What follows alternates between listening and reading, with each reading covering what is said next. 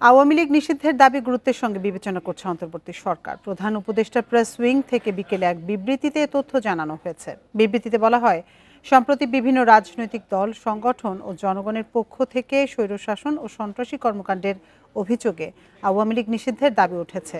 তা সরকার গুরুত্বের সঙ্গে বিবেচনা করছে। এ বিষয়ে রাজনৈতিক দলগুলোর সাথে এরই মধ্যে যোগাযোগ করা হয়েছে। আলোচনা করে দ্রুতই সিদ্ধান্ত নেওয়া হবে। জাতিসংঘের প্রতিবেদন বিবেচনায় রাখা হচ্ছে। আওয়ামী লীগ নিষিদ্ধের আগ পর্যন্ত সবাইকে ধৈর্য ধরার আহ্বান জানানো হয়েছে। মানবতা বিরোধী অপরাধে জড়িত সংগঠনের বিরুদ্ধে ব্যবস্থা নেওয়ার জন্য আন্তর্জাতিক অপরাধ আদালত আইনে প্রয়োজনীয় সংশোধনীর উদ্যোগ নেওয়া হয়েছে বলেও বিবৃতিতে জানানো হয়েছে।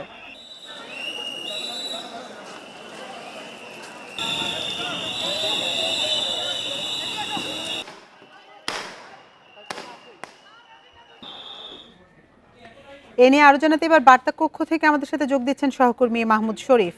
শরীফ, কোন কোন বিষয়গুলো বিবেচনায় নিয়ে আওয়ামী লীগকে নিষিদ্ধ করা হচ্ছে?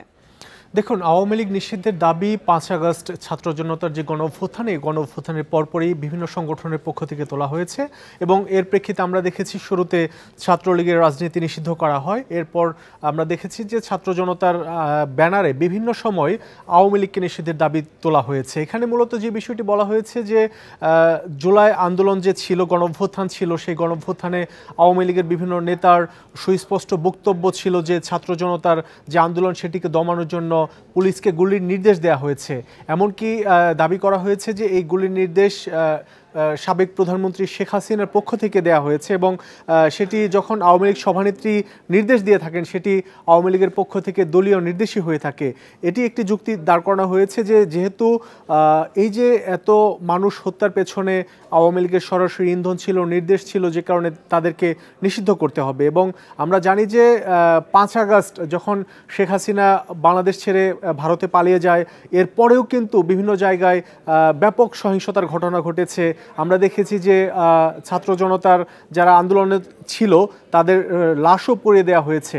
এখানে যদিও পুলিশ প্রশাসন জড়িত ছিল, তার পেছনে ইন্ধনে আওয়ামী লীগের নেতাদের ইন্ধন ছিল বা নির্দেশ ছিল, এমনটি আমরা বিভিন্ন বক্তব্যে শুনতে পেরেছি বা জানতে পেরেছি বিভিন্ন মাধ্যমে।